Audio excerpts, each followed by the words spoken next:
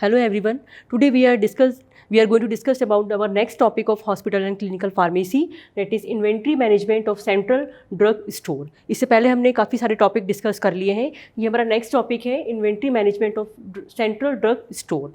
इससे पहले हमने इन्वेंट्री के बारे में पढ़ा था, इन्वेंट्री क्या होता है. अब हम क्या पढ़ेंगे इसमें, इन्वेंट्री मैनेजमेंट क्या होता है. जो सेंट्रल ड्रग स्टोर है हमारा, उसका इन्वेंट्री मैनेजमेंट क्या होता है. So what do mean by the word inventory management. Inventory management होता क्या है. फर्स्ट, इन्वेंट्री क्या होता है. इन्वेंट्री मीन्स जो भी आपका रिकॉर्ड है ड्रग वगैरह का, उसको प्रॉपर, उसका रिकॉर्ड को प्रॉपर मेंटेन करना, तो वही आपका इन्वेंट्री है. अब ये होता क्या है इन्वेंट्री मैनेजमेंट. इन्वेंट्री मैनेजमेंट में क्या होता है आपका, it is a process of ordering, handling and using a companies non capitalised assets. क्या होता है इसमें इन्वेंट्री मैनेजमेंट में, हमें क्या मैनेज करना होता है.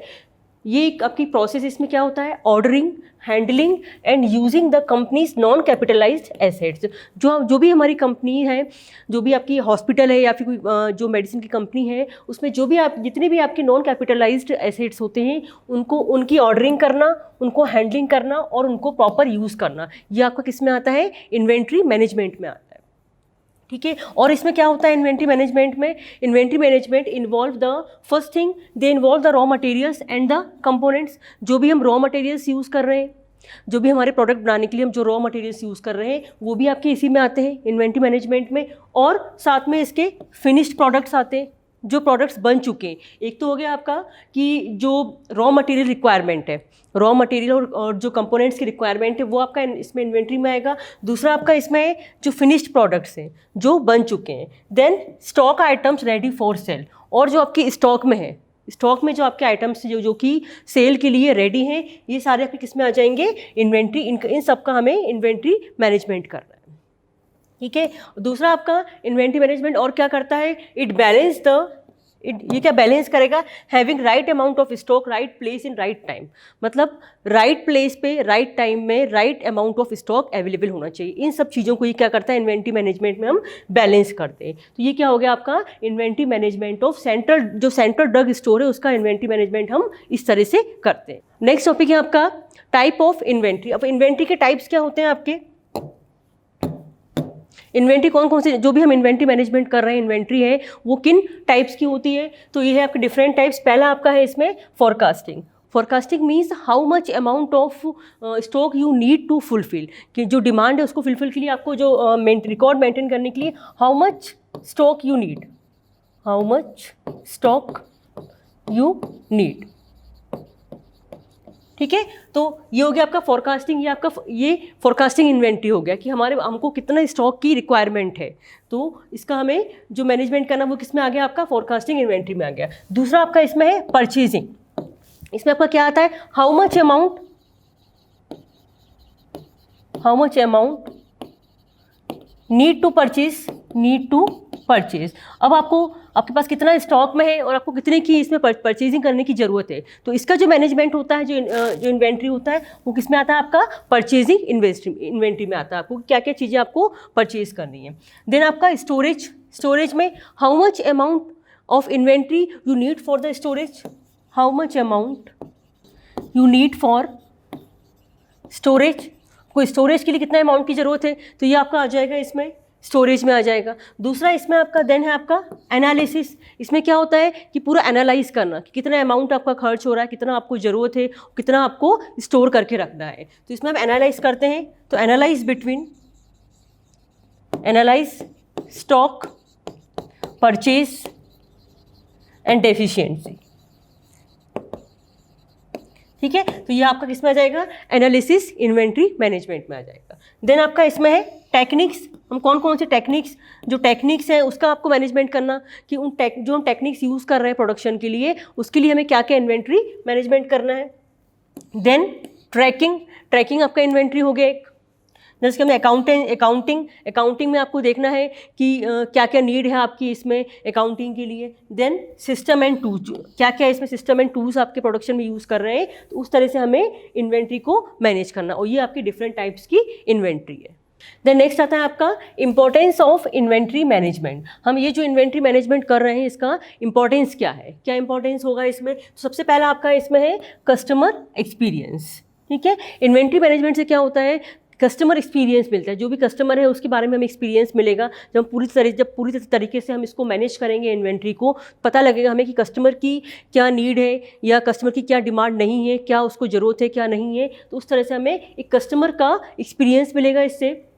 दूसरा इसमें इम्प्रूविंग कैश फ्लो इम्प्रूव होगा इससे। किस तरह से कि भाई जो भी आपका अमाउंट है, कितना स्टोर है और कितना आपका इसमें ज़रूरत है आपको और कितना आपको इसमें डेफिशिएंसी, तो उस तरह से आपका कैश फ्लो भी इसमें इम्प्रूव होगा। देन अवॉइडिंग श्रिंकेज मीन्स होता है कि किसी भी चीज़ की डेफिशिएंसी ना हो। सपोज़ किसी चीज़ की डेफिशिएंसी हो रही तो उसको भी हम क्या कर सकते हैं, अवॉइड कर सकते हैं, कमी ना हो इसमें। देन ऑप्टिमाइजिंग फुलफिलमेंट, जो भी नीड है आपकी उसको हम पूरी तरह से ऑप्टिमाइज कर सकें, फुलफिलमेंट को प्रॉपर तरीके से कर सकें। तो क्या हो गया आपके इंपॉर्टेंस इसमें, कस्टमर एक्सपीरियंस हो गया, इंप्रूविंग कैश फ्लो हो गया, then avoiding shrinkage and optimising fulfilment. तो ये आपके इंपॉर्टेंस ऑफ इन्वेंट्री मैनेजमेंट है। नेक्स्ट आपका आता है इसमें स्टोरेज। अब इन्वेंट्री मैनेजमेंट के बाद में हम स्टोरेज कैसे करेंगे। स्टोरेज में आपका सबसे पहली चीज़ जो आती है, procurement of stores is generally done by the following sources. ठीक है, अब जो भी आपका स्टोर है, स्टोरेज मीन्स आपका स्टोर जो है आपका मेडिसिन का, उसको हम कैसे मेंटेन करेंगे। तो कैसे मेंटेन करेंगे, सबसे जो आप ये कुछ आपके सोर्सेज हैं, यहाँ से हम अपने स्टोर को मेंटेन कर सकते हैं। पहला आपका इसमें है मेडिकल स्टोर डिपोट। तो मेडिकल स्टोर डिपोट मीन्स कुछ ऐसी 5-6 प्लेसेस होती हैं, यहाँ से हम क्या करते हैं, अपने स्टोर को मेंटेन करते हैं प्रोडक्ट लेकर। तो वो आपकी प्लेसेस हैं कुछ आपकी, एक तो आपका है इसमें मुंबई, चेन्नई, कैलकाटा, करनाल, हैदराबाद एंड गुवाहाटी। ठीक है, तो ये कुछ प्लेसेस हैं कि यहाँ से हमारे आइटम्स क्या है, मेडिकल स्टोर डिपोट है, यहाँ से हमारे आइटम्स क्या है, कुछ डिसाइडेड प्लेसेस हैं, यहाँ से हमारे जो आइटम्स होते हैं स्टोर के लिए उनको परचेज किया जाता है और स्टोर किया जाता है। तो ये हो गया आपका मेडिकल स्टोर डिपोट, यहाँ ये आपका एक सोर्स हो गया। देन आपका होता है directorate general supplies and disposal. अब ये कुछ जनरल सप्लायर्स होते हैं जो गवर्नमेंट के होते हैं सप्लायर्स, कुछ यहाँ से आपको जनरली सारी चीज़ें आपको मिल जाती है और वो ये लोग क्या करते हैं, आपका डिस्पोजल में भी हेल्प करते हैं। डिस्पोजल के भी इसमें क्राइटेरिया बताते हैं। क्या करते हैं, ये टेंडर लेते हैं, जो भी आपका प्रोडक्ट है, जो भी आपका सप्लायर्स हैं आपके जो भी, तो क्या करते हैं ये वहाँ से क्या करते हैं, टेंडर लेते हैं और क्या करेंगे, ये जनरल सप्लाईज और डिस्पोजल्स करते हैं। नेक्स्ट है आपका direct from the wholesalers and manufacturers. ये इसमें क्या होता है, आपका जो आपके होल सेलर्स होते हैं और जो मैन्युफैक्चरर्स होते हैं, वहाँ से हम डायरेक्ट सप्लाई लेते हैं, वहाँ से हम डायरेक्ट परचेज करते हैं, पे सामान को स्टोर करते हैं। बाय इन्वाइटिंग टेंडर्स, इनमें क्या होगा, आपका जो टेंडर्स होते हैं उनको डायरेक्टली इन्वाइट करके, हमारा कुछ अगर पर्टिकुलर प्रोडक्ट है तो उसके लिए हम क्या करेंगे, टेंडर डालेंगे, टेंडर को इन्वाइट करके वहाँ से हम परचेज कर लेंगे। देन आपका emergency purchases from local market. अब लोकल मार्केट से कई बार क्या होता है, इमरजेंसी कंडीशन में सपोज हमें कोई ऐसी मेडिसिन है कि वो आपके सारे इसमें से नहीं मिली है, तो क्या करेंगे हम, जो आपके डायरेक्ट जो इमरजेंसी केसेस में क्या करेंगे, जो लोकल मार्केट है वहाँ से हम डायरेक्ट परचेज कर लेंगे। ठीक है, तो ये आपके हो गए। यहाँ से हम क्या कर सकते हैं, जो हमारे स्टोर है उसका प्रोक्योरमेंट कर सकते हैं, प्रॉपर उसको स्टोर कर सकते हैं। ठीक है, नेक्स्ट आपका आता है इसमें स्टोरेज कंडीशन। अब स्टोरेज कंडीशंस क्या होती हैं, क्या क्या अलग अलग प्रोडक्ट की अलग अलग कंडीशंस होगी, कौन सा प्रोडक्ट कैसा है, उसको हमें कैसे किस तरह से स्टोर करके रखना है। तो उसमें आपका हो गया फार्माकोपियल स्टैंडर्ड स्टोरेज कंडीशन। कुछ अकॉर्डिंग टू अवर फार्माकोपिया कुछ स्टैंडर्ड स्टोरेज कंडीशंस होती है कि इन स्टोरेज कंडीशंस पे ही हमको हमारे प्रोडक्ट को स्टोर करके रखना है। तो पहला आपका इसमें हो गया कोल्ड कंडीशन। क्या होती है आपकी, it is temperature between 2 to 8 degree centigrade. 2 से 8 डिग्री सेंटीग्रेड के टेम्परेचर के बीच का जो होता है आपका, वो कौन सी कंडीशन होती है आपकी, कोल्ड होती है। ठीक है, उसके बाद में आपकी होती है इसमें कूल में क्या होगा, टेम्परेचर कंडीशन होगी आपकी 8 to 25 डिग्री सेंटीग्रेड। इस टेम्परेचर की जो कंडीशन होगी उसको हम क्या बोलेंगे, कूल बोलेंगे। देन आपकी आरटी होता है रूम टेम्परेचर वाली कंडीशन क्या होती है आपकी 20 to 25 डिग्री सेंटीग्रेड। ठीक है, 20 से 25 डिग्री सेंटीग्रेड पे जो होता है आपका, उसको हम क्या बोलते हैं, रूम टेम्परेचर। और ये जो आपका कूल वाला है आपका 8 to 25 भी होता है और 8 to 15 भी होता है। जो रूम टेम्परेचर होता है आपका, it is the temperature prevailing in the work area. जो वर्क एरिया है वहाँ पर जो प्रिवेलिंग टेम्परेचर है आपका, वो क्या होता है, रूम टेम्परेचर होता है। देन आपकी हम अगर वार्म की बात करें, जो वार्म एटमॉस्फेयर होता है या वार्म कंडीशन होती है, वो होती है आपकी 30 to 40 डिग्री सेंटीग्रेड। ठीक है। देन एक्सेसिव हीट, जब ज़्यादा हीट वाली कंडीशन है उसमें आपका एबव 40 डिग्री सेंटीग्रेड जो होता है वो आपका एक्सेसिव हीट में आता है। ठीक है। एक होता है आपका फ्रीजिंग टेम्परेचर, फ्रीजिंग टेम्परेचर होता है आपका -5 टू -20 डिग्री सेंटीग्रेड। ये आपका क्या होगा इसमें, फ्रीजिंग टाइम, इसमें हमको फ्रीज करके रखना है। कंट्रोल रूम टेम्परेचर जो होता है वो आपका 20 टू 25 डिग्री सेंटीग्रेड होता है।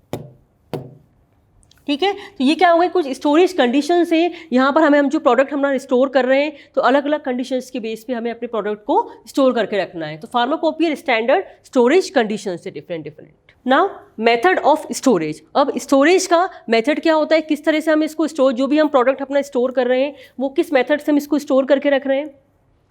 तो consider the following specifications when designing storage facility. जब हम कोई स्टोरेज फैसिलिटी को डिज़ाइन कर रहे हैं तो क्या क्या हमें स्पेसिफिकेशंस अपने दिमाग में रखनी है, क्या क्या होनी चाहिए उसमें। सबसे पहला इसमें कैपेसिटी और स्पेस।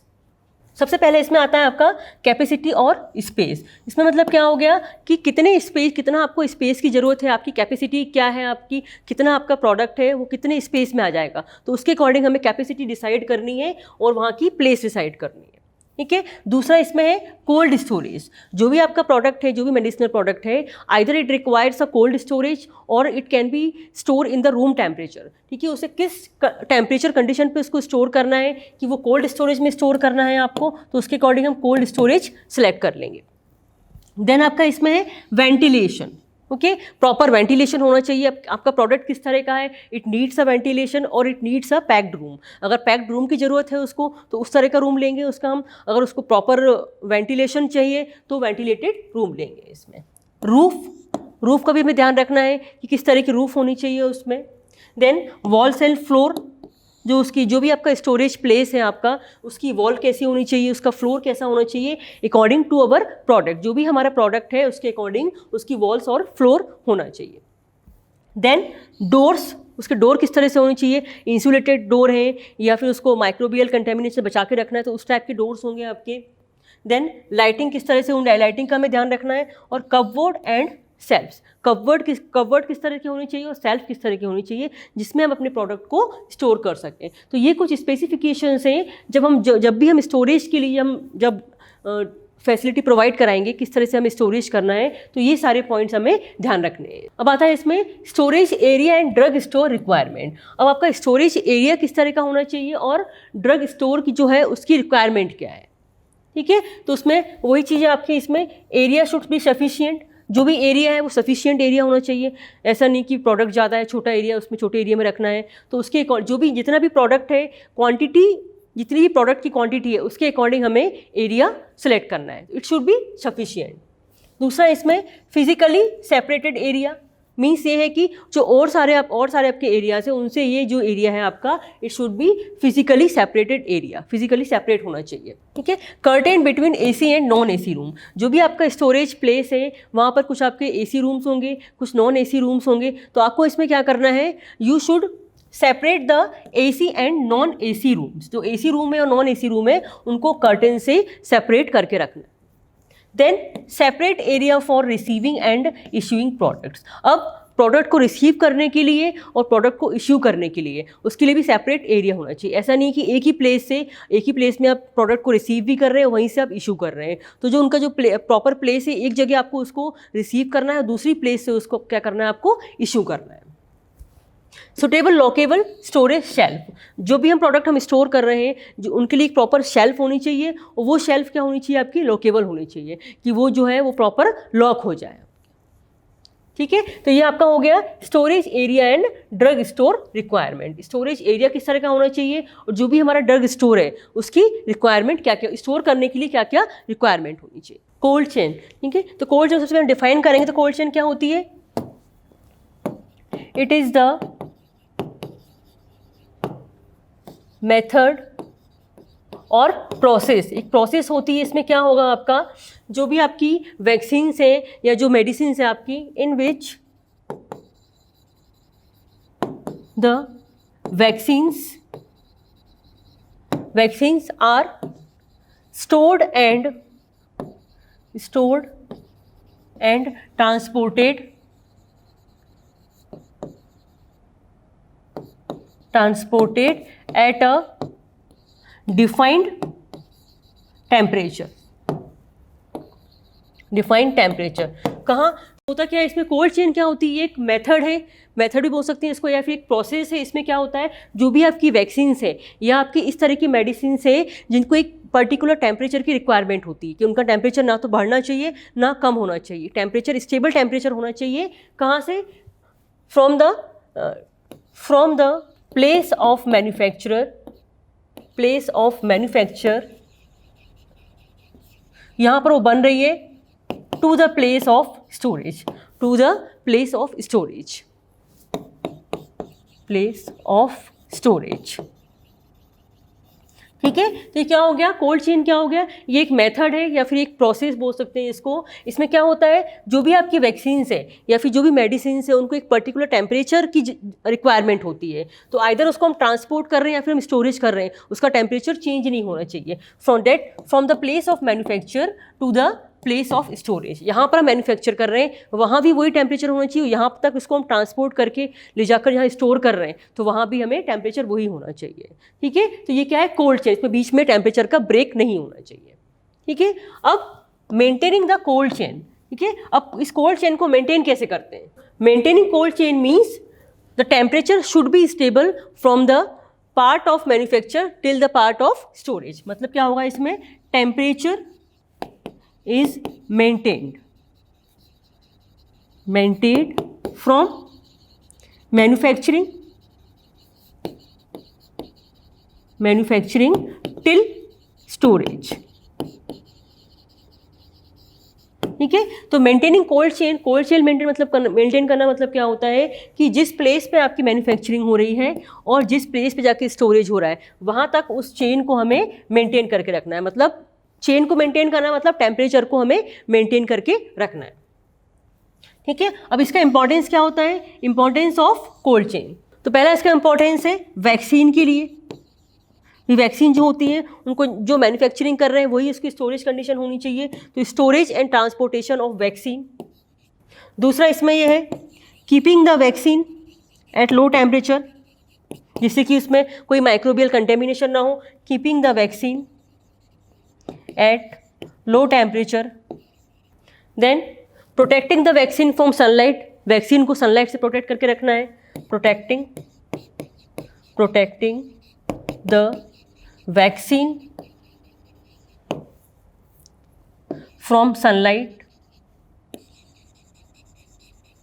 जो भी आपकी वैक्सीन है या आपके इस तरह के मेडिसिनल प्रोडक्ट है उनको सनलाइट से बचाकर रखना है, तो वो भी आपका कोल्ड चेन में मेंटेन होता है। जो वैक्सीन है उसकी पोटेंसी को मेंटेन करना है, पोटेंसी।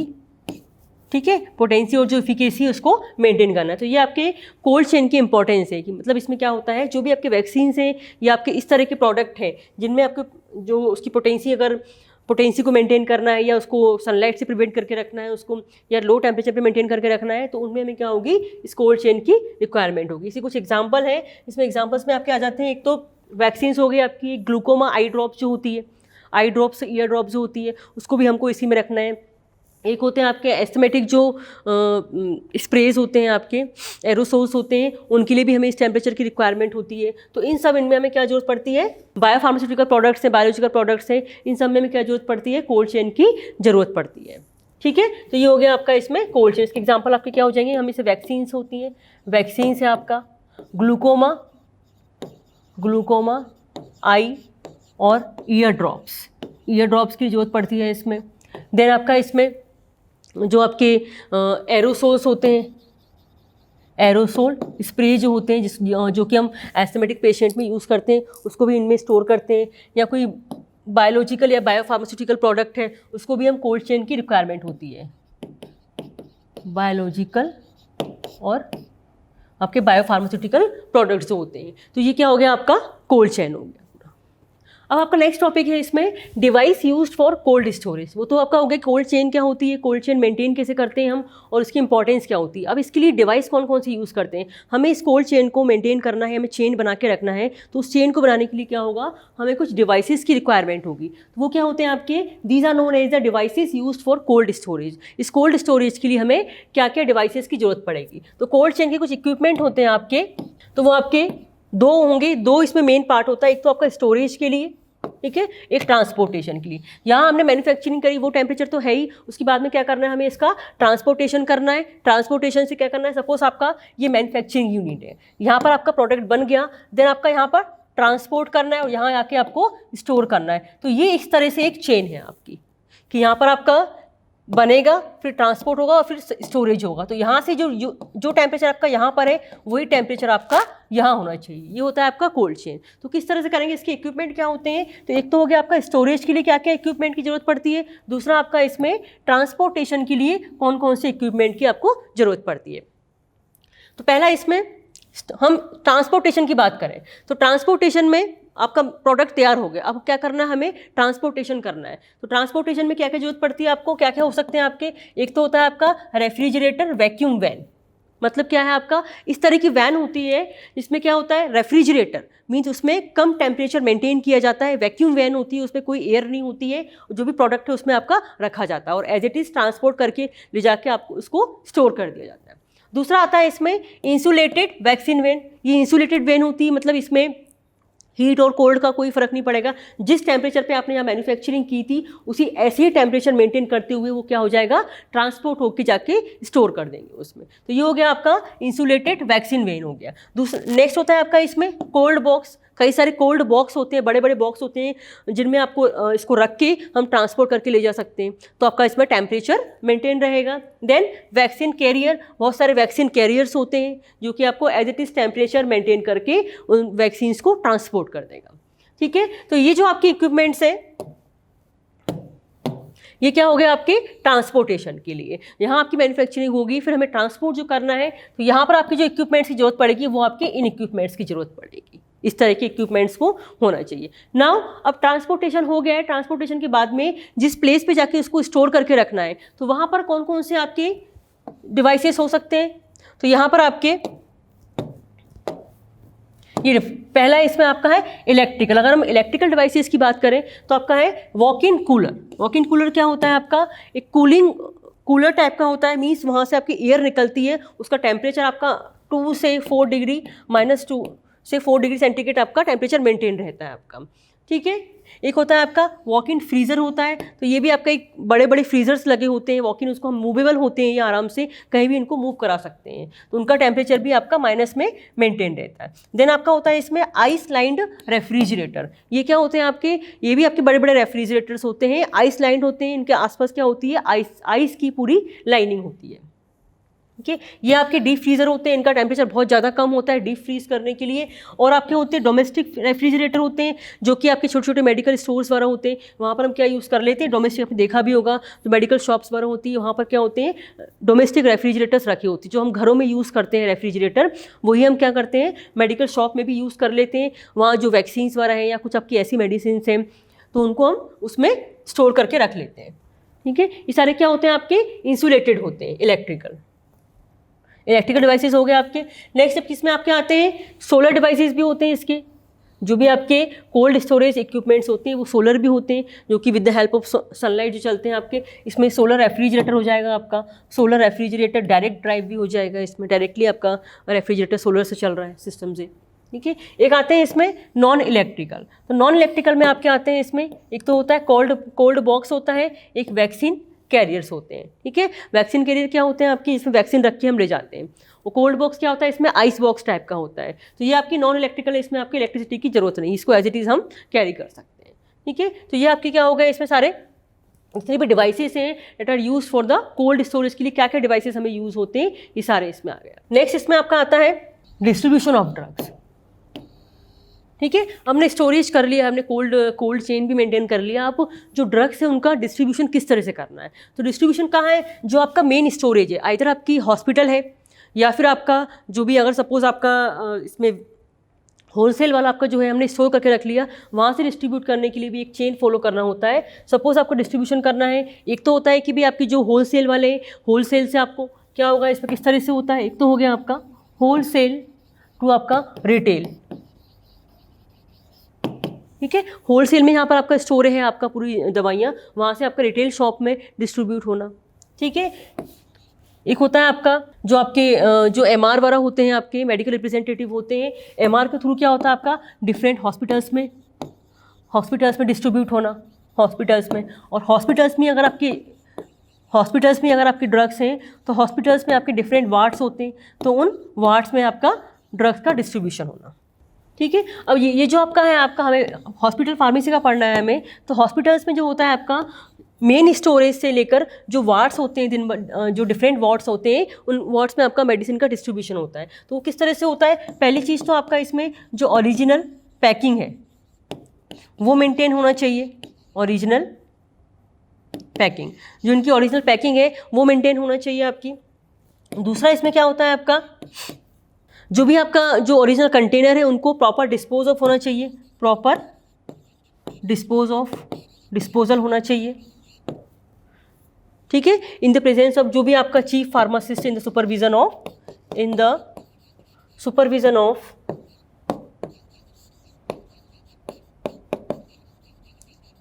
ऑफ चीफ फार्मासिस्ट, जो भी आपके चीफ फार्मासिस्ट है।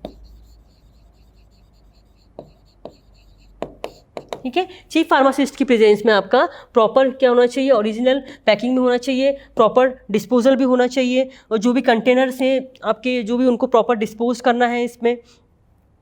ठीक है। तो ये आपका क्या हो गया, डिस्ट्रीब्यूशन ऑफ ड्रग्स हो। नेक्स्ट है आपका फीफो प्रिंसिपल, FEFO प्रिंसिपल। अब कुछ प्रिंसिपल्स फॉलो करने होते हैं हमें, जो ड्रग है उसको हमें डिस्पोज करने के लिए। दो प्रिंसिपल हैं आपके। पहला आपका इसमें फीफो प्रिंसिपल, FEFO प्रिंसिपल, इसका मतलब होता है आपका, इसका फुल फॉर्म है फर्स्ट एक्सपायर्ड फर्स्ट आउट। मतलब ये हो गया कि जो ड्रग आपकी पहले एक्सपायर्ड हो, जिसकी एक्सपायर्ड मीन्स आपकी जो उसकी सेल्फ लाइफ इसकी पहले फिनिश हो रही है, उसको हमें पहले आउट ऑफ जो स्टॉक है उसको स्टॉक से हमें पहले हटाना है। ठीक है। तो उसके बेनिफिट्स क्या होंगे इसमें, lower losses of products during the transport. तो ट्रांसपोर्ट में क्या होगा कि जो लॉस है वो कम होंगे आपके। दूसरा लोअर कॉस्ट फॉर प्रोड्यूसर्स के लिए लो कॉस्ट लगेगी। Then reduce environmental pollution. ठीक है। जो पहले आपका इसमें एक्सपायरी हो रहा है उसको हम पहले उसको आउट कर देंगे अगर, तो क्या होगा, जो प्रोडक्शन करने वाले हैं भाई उनके लिए भी इजी होगा। क्या इजी होगा उनका, कि जो कॉस्ट है वो कम हो जाएगी। दूसरा इसमें आपका एनवायरमेंटल की बचेगा नहीं, तो फिर एनवायरमेंटल पॉल्यूशन भी नहीं होगा, और जो प्रोडक्ट्स है उसमें ट्रांसपोर्ट में भी ज़्यादा लॉस नहीं होंगे। ठीक है। तो ये आपका फीफो प्रिंसिपल है, first expired first out principle. एक होता है आपका इसमें FIFO प्रिंसिपल। ये होता है आपका, इसका मतलब क्या हो गया, फर्स्ट इन फर्स्ट आउट। ये क्या हो गया आपका, इसको हम और क्या बोल सकते हैं, LISH, मतलब लास्ट इन स्टिल हियर। ठीक है। तो क्या है इसमें, मतलब क्या हो गया इसका, कि जो प्रोडक्ट हम पहले ले रहे हैं, जो पहले हम ले रहे हैं प्रोडक्ट, उसको हम पहले आउट कर दें। ठीक है। ये हमें जो परचेज़ किया हमने, जो हम स्टोर में पहले रख रहे हैं, उसको हम पहले निकाल दें, पहले उसको हम सेल कर दें। तो उससे क्या होगा कि जो आपका स्टॉक है वो भी मेंटेन रहेगा, और आपका जो फालतू का लॉस है जो प्रोडक्ट का वो भी नहीं होगा। इसमें दोनों में थोड़ा सा डिफरेंस है आपका। जो फीफो होता है आपका, उसमें क्या होता है, FEFO में क्या होता है, पहले जो एक्सपायरी हो रहा है, इधर आपका जो प्रोडक्शन वाले हैं या फिर जो सेल करने वाले हैं, दोनों में ही आपका ये होगा कि जो प्रोडक्शन वाले हैं उनके लिए भी फ़ायदा है। उनके लिए फ़ायदा ये है कि जो प्रोडक्ट आपका जल्दी एक्सपायरी होने वाला, अगर वो उसको पहले आउट कर देंगे, पहले उसको निकाल देंगे, तो उनको बेनिफिट हो जाएगा। सेम फॉर द जो आपकी सेल करने वाले हैं, आइदर रिटेलर शॉप है या होल सेलर शॉप है, या भी जो भी आपका स्टोर है, कि जो ड्रग पहले एक्सपायरी होने वाली उसका स्टॉक अगर पहले ख़त्म करेंगे तो पीछे आराम से उसमें एडजस्ट हो जाएगा।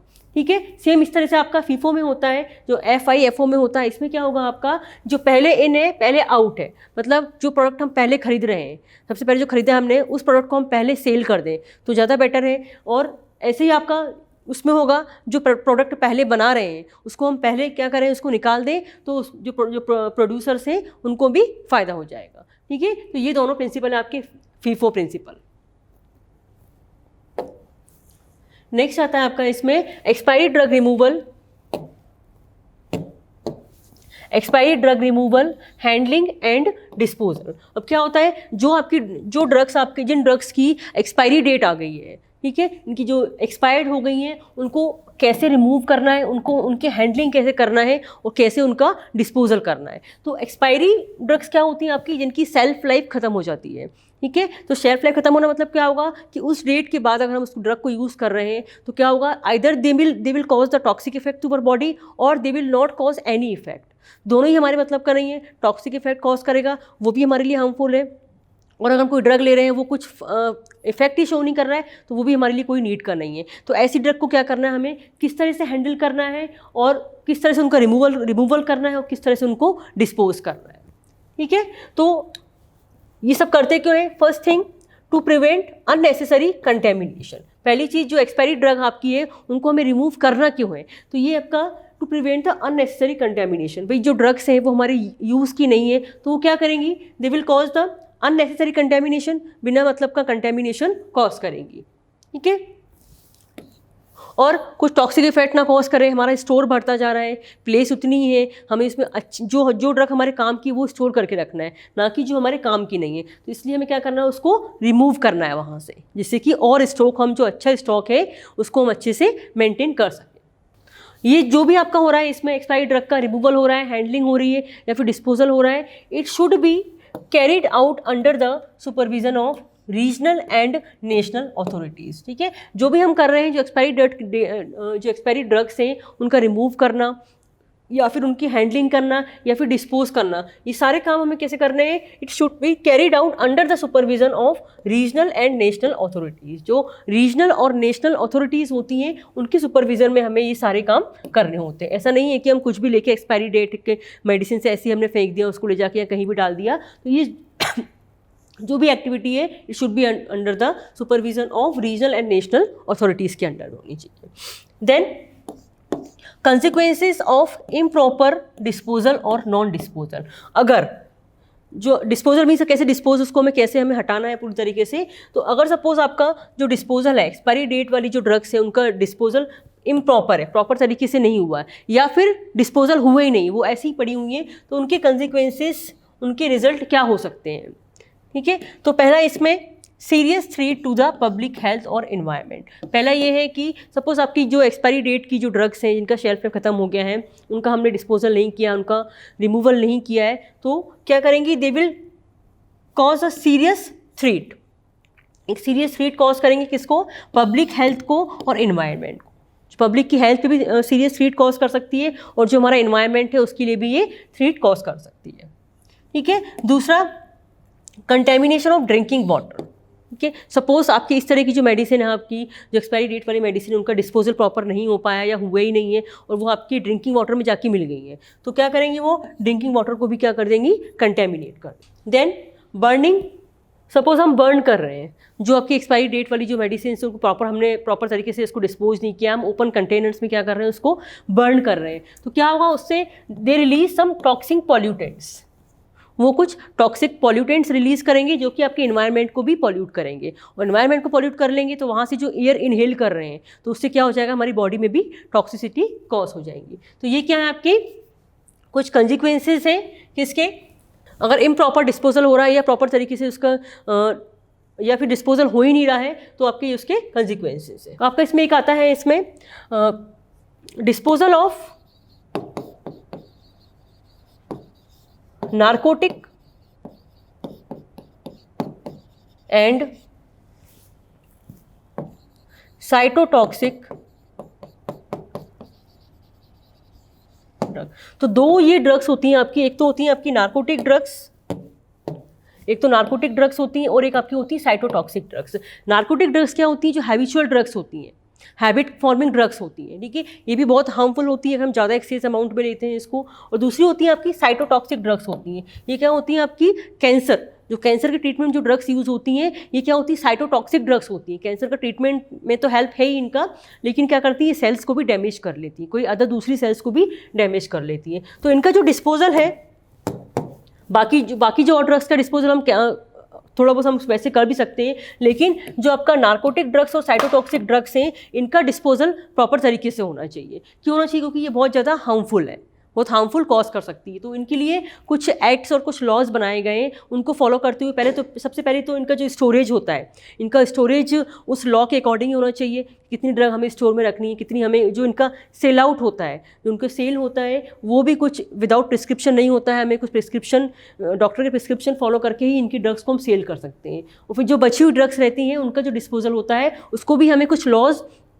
एंड ऑर्डर फॉलो करके उसका डिस्पोजल करना होता है। ऐसे कहीं भी इसका डिस्पोजल नहीं कर सकते। तो इनके लिए हमें थोड़ा सा ज़्यादा कंसर्न रहना होता है disposal of narcotic and cytotoxic drugs के लिए। ठीक है, अब कुछ मेथड्स हैं आपके डिस्पोजल मेथड्स।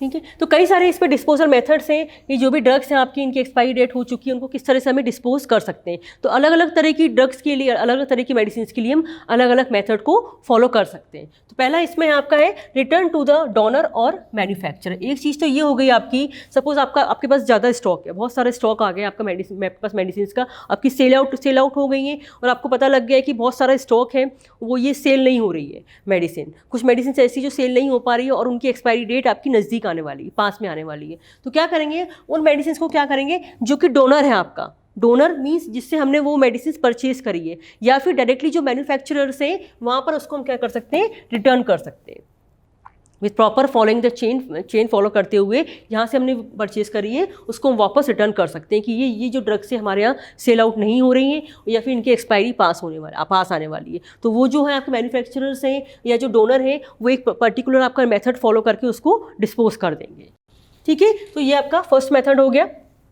देन नेक्स्ट है आपका लैंडफिल। लैंडफिल में क्या होता है आपका, जो डायरेक्टली हम लैंड डिस्पोजल साइट जो होती है, लैंड में हम डायरेक्टली बिना किसी ट्रीटमेंट के डायरेक्टली उनको लैंड में डाल दें। तो ये आपका बहुत हार्मफुल हो सकता है। क्यों हार्मफुल हो सकता है कि डायरेक्टली हमने लैंड में हमने मेडिसिन डाल दी हैं, लैंड में मेडिसिन पड़ी हुई हैं, और क्या होगा कि सपोज़ वो बायोडिग्रेड नहीं हो रही है या डिग्रेड होने के बाद में नहीं हो रही तो भी आपके लिए हार्मफुल है, उस लैंड को वो ख़राब कर देगी। और अगर डिग्रेड हो भी रही है और डिग्रेड होने के बाद में कुछ टॉक्सिसिटी कॉज कर रही है, कुछ टॉक्सिक केमिकल्स रिलीज़ कर रही है, तो क्या होगा, वो जो प्रॉपर लैंड होगा यहाँ पर हमने जो मेडिसिन डिस्पोज करी है वो लैंड आपका पूरा ख़राब हो जाएगा, वहाँ पर टॉक्सिसिटी कॉज हो जाएगी। एंड सपोज़ वहाँ पर कोई अगर एनिमल्स पर अगर पहुँच गए, अगर उसको इनटेक कर लिया तो उनके लिए भी वो टॉक्सिसिटी कॉज करेगी। तो ये हो गया आपका लैंडफिल। दूसरा आपका इसमें इंजीनियर्ड लैंडफिल्स। इंजीनियर्ड लैंडफिल्स क्या होते हैं, ऐसे लैंडफिल्स जिनको प्रॉपर तरीके से इस तरह से बनाया गया हो कि वो किसी को टॉक्सिसिटी ना कॉज करे, कोई हार्मफुल इफेक्ट ना कॉज करे, प्रॉपर इस तरह से उसको कंस्ट्रक्ट किया गया हो स्पेशली फॉर द डिस्पोजल। तो वो क्या हो गया आपका इंजीनियर्ड लैंडफिल। देन आपका हाईली इंजीनियर्ड सैनिटरी लैंडफिल। ये आपके क्या होते हैं, हाईली इंजीनियर्ड, इनको बहुत सैनिटाइजेशन का प्रॉपर ध्यान रखते हुए इनको बनाया जाता है। तो यहाँ भी आपका सही तरीके से इसमें डिस्पोजल हो जाता है। एक होता है आपका वेस्ट इमोबिलाइजेशन। वेस्ट इमोबिलाइजेशन में क्या होता है, जो भी आपका वेस्ट प्रोडक्ट है या जो भी आपकी एक्सपायरी ड्रग है, आपकी जो भी एक्सपायरी होने वाली, उनको क्या करेंगे, प्रॉपर बॉक्सेस में, अलग अलग बॉक्सेस में पैक करके जो वैन है, इंसुलेटेड वैन में रख के उसको कहीं दूसरी जगह जाके उसको रख दिया जाए, जो भी यहाँ पर उसको डिस्पोज करना हो। तो ये आपका क्या होता है इसमें वेस्ट इमोबिलाइजेशन। ठीक है, जो वेस्ट है उसको मोबाइल कर देना, उसको मोबाइल मतलब उसको वहाँ से रिमूव करके दूसरी जगह पे जाके उसको डिस्पोज कर देना। देन आपका इसमें आता है बर्निंग इन ओपन कंटेनर। इसमें क्या होता है कि ड्रग्स को क्या करते हैं कि वो बड़े बड़े ओपन कंटेनर्स होते हैं, उनमें जाके क्या करते हैं, इनको बर्न कर देते हैं। लेकिन इसके भी आपके कई सारे टॉक्सिक इफेक्ट हैं। अगर हम इसको ओपन कंटेनर में अगर बर्न करेंगे तो क्या होगा, sometimes they will release the harmful gases also. क्या करेंगे, कुछ हार्मफुल गैसेस रिलीज करते हैं जो कि उस एनवायरनमेंट को क्या करते हैं, पॉल्यूट कर देते हैं। तो ये भी आपका इफेक्टिव नहीं होगा। या तो ये हो कि जो भी बर्निंग हो रहा है कंटेनर में वो ऐसी प्लेस पे हो, यहाँ पर आसपास कुछ भी नहीं हो, जो वेकेंट प्लेसेस होती है वहाँ पर हम बर्निंग को कर सकते हैं फॉलो। देन आपका इसमें medium temperature incineration. Medium temperature incineration क्या होता है, प्रॉपर इसमें इंसिनरेशन बॉक्सेस होते हैं, वहाँ पर कुछ टेम्परेचर पे उनको, कम टेम्परेचर पे उनको बर्न किया जाता है, धीरे धीरे उसको डिस्ट्रॉय किया जाता है। तो ये क्या हो गया, आपके कुछ डिस्पोजल मेथड्स हो गए, इनमें से हम कुछ भी फॉलो इसमें कर सकते हैं, डिपेंड कि आपकी ड्रग किस टाइप की है। देन आपका डॉक्यूमेंटेशन, परचेज एंड इन्वेंट्री। ठीक है, अब डॉक्यूमेंटेशन परचेज कैसे करते हैं हम इसमें, और इन्वेंट्री को किस तरह से मेंटेन करते हैं। ठीक है, तो इसके मेन आपके 3 इसमें मेथड है। एक तो हो गया आपका बल्क बाइंग, ड्रॉप शिपिंग और जस्ट इन टाइम। ठीक है, तीनों ही मेथड के क्या है, आपके एडवांटेजेस भी हैं और डिसएडवांटेजेस भी है। तो पहला आपका ये है इसमें बल्क बाइंग। बल्क बाइंग में क्या होता है कि हम बल्क में कोई जो मटेरियल है आपका, जो भी आपका प्रोडक्ट है उसको बल्क में परचेज कर लें। ठीक है, और उसको स्टोर करके रख लें। स्टोर करके कहाँ रखना है हमको, जो बड़े बड़े वेयर हाउसेस हैं आपके, स्टोरेज हैं आपके, बड़े बड़े वेयर स्टोरेज हैं आपके, कोल्ड स्टोरेज है, वहाँ पर हम बल्क में परचेज करके इसको रख लें। तो इसमें भी क्या होता है, इसके भी कुछ प्रोज एंड कॉन्स होते हैं। तो इसके एडवांटेजेस क्या हो सकते हैं, डिस्काउंट ठीक है। इसके एडवांटेज की बात करें तो पहले इसमें अच्छी तरह अच्छा डिस्काउंट मिल जाएगा। दूसरा क्या हो सकता है इसमें, प्रॉफिट मार्जिन, प्रॉफिट मार्जिन इसमें अच्छा होता है।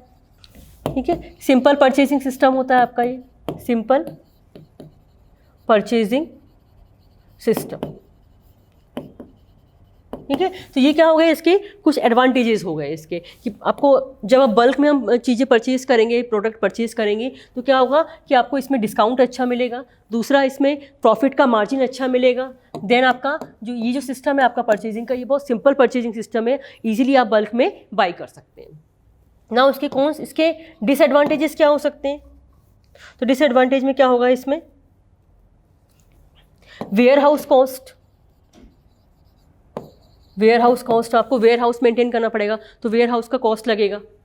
ठीक है, risk of sinking, risk of sinking. ठीक है, प्रोडक्ट खराब होने के चांसेस भी है इसमें। ठीक है, ज़्यादा प्रोडक्ट हमने बल्क में इसको स्टोर कर लिया तो कुछ प्रोडक्ट आपका क्या हो सकता है, सिंक भी हो सकता है इसमें। तो ये क्या हो गया, इसके कुछ एडवांटेजेस और डिसएडवांटेजेस। दूसरा होता है इसमें आपका ड्रॉप शिपिंग। ड्रॉप शिपिंग में क्या होगा, इसमें क्या होता है, जो आपके रिटेलर्स होते हैं वो प्रोडक्ट को नहीं रखते हैं। इसमें क्या होता है, हमें we have to purchase the product from the third party, हमें थर्ड पार्टी से प्रोडक्ट खरीदना होता है। जो होलसेलर्स होते हैं, होलसेलर्स के पास में क्या होता है, वो जो प्रोडक्ट है वो कहाँ आता है, आपका रिटेलर्स के पास आता है। लेकिन रिटेलर्स क्या करते हैं, थर्ड पार्टी के थ्रू क्या करते हैं, उस प्रोडक्ट को सेल करते हैं इसमें। तो इसके प्रोज एंड कॉन्स क्या हो जाएंगे आपके, प्रोज एंड कॉन्स। तो पहली चीज़ इसमें no need of inventory management, इसमें कोई इन्वेंट्री मैनेजमेंट करना ही नहीं है। No need of inventory management.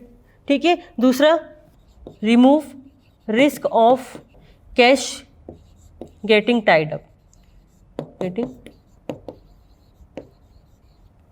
ठीक है। पहली चीज़ तो इसमें इन्वेंट्री मैनेजमेंट की कोई जरूरत नहीं पड़ेगी, क्योंकि थर्ड पार्टी से हम इसमें ले रहे हैं तो मैनेज नहीं करना है। दूसरा, इसमें it remove the risk of getting tied up with the inventory management. Inventory management में जो कैश हम लगा रहे हैं उससे हमें उसका जो रिस्क है वो रिमूव हो जाएगा। ठीक है, ईजी टू फाइंड, हम उस थर्ड पार्टी के थ्रू अपना सोर्स ईजिली फाइंड कर सकते हैं, ईजी टू फाइंड। ठीक है, जो भी न्यू सोर्स है उसका हम आराम से फाइंड कर लेंगे। तो ये क्या हो गया, इसके कुछ एडवांटेजेस हो गए। अब इसके डिसएडवांटेजेस क्या हो सकते हैं, प्रॉफिट एडवांटेज नहीं है इसका, प्रॉफिट एडवांटेज बहुत कम है इसका। ठीक है, दूसरा इसमें, ठीक है, कंपटीशन अच्छा हो जाएगा इसमें, थर्ड पार्टी से लिए तो कंपटीशन इसमें अच्छा हो जाएगा, कंपटीशन ज़्यादा हो जाएगा इसमें। तो ये इसके कुछ एडवांटेजेस है। दूसरा आपका ड्रॉप शिपिंग का, इसमें थर्ड पार्टी का इन्वॉल्वमेंट होता है, तो एडवांटेजेस है, कुछ इसके डिसएडवांटेजेस है। और एक आपका लास्ट इसमें आता है जस्ट इन टाइम। इसमें क्या होता है आपका, जस्ट इन टाइम में क्या होता है, जो रिटेलर्स होते हैं, रिटेलर्स आपके क्या करेंगे, डायरेक्टली इसको बनाते हैं। जो मैन्युफैक्चरर्स होते हैं वो क्या होते हैं, आपकी रिटेलर्स होते हैं। रिटेलर्स क्या करेंगे, डायरेक्टली इसका रॉ मटेरियल सर्च करके इसको प्रोडक्ट को बनाएंगे और डायरेक्टली इसको सेल करेंगे। तो इसके एडवांटेजेस क्या हो जाएंगे, कि जब रिटेलर खुद इस प्रोडक्ट को बना रहा है तो मीन्स क्या होगा, इसमें यहाँ पर कोई वेयर हाउस की ज़रूरत नहीं होगी, no warehouse needed, warehouse. दूसरा, इसमें वो खुद ही इसका रिकॉर्ड मेंटेन करेगा, record is maintained by the retailers. ठीक है, तो ये इससे कुछ एडवांटेजेस है। डिसएडवांटेज में क्या हो जाएगा, कि जो प्रोडक्ट है आपका वो वेरी लेस क्वांटिटी में प्रोड्यूस होगा, कम क्वांटिटी का प्रोडक्ट, क्योंकि इसमें क्या हो रहा है, आपके जो रिटेलर्स हैं, रिटेलर्स खुद इस प्रोडक्ट को बना रहे हैं, तो क्या होगा, कम क्वांटिटी में होगा, less quantity of product. Supply chain भी नहीं होगी इसमें कोई, नो सप्लाई चेन। ठीक है, तो ये आपका डॉक्यूमेंटेशन, परचेज एंड इन्वेंट्री, जो भी हम प्रोडक्ट है उसका डॉक्यूमेंटेशन, परचेज कैसे करेंगे और कैसे उसका इन्वेंट्री मैनेजमेंट करेंगे। 3 मेन मेथड है इसके, bulk buying, drop shipping, just in time. Bulk buying में क्या होता है आपका, एक जो प्रोडक्ट है हमें उसको बल्क में परचेज करना है। दूसरा आपका ड्रॉप शिपिंग है, इसमें थर्ड पार्टी का इन्वॉल्वमेंट होता है। और आपका नेक्स्ट जो है जस्ट इन टाइम, इसमें क्या होगा, आपका डायरेक्टली जो रिटेलर्स हैं वो उस प्रोडक्ट को बनाएंगे। ठीक है, तो ये आपका चैप्टर पूरा कंप्लीट हो गया है। तो नेक्स्ट टॉपिक है आपका, वो हम नेक्स्ट लेक्चर में स्टार्ट करेंगे। Thank you.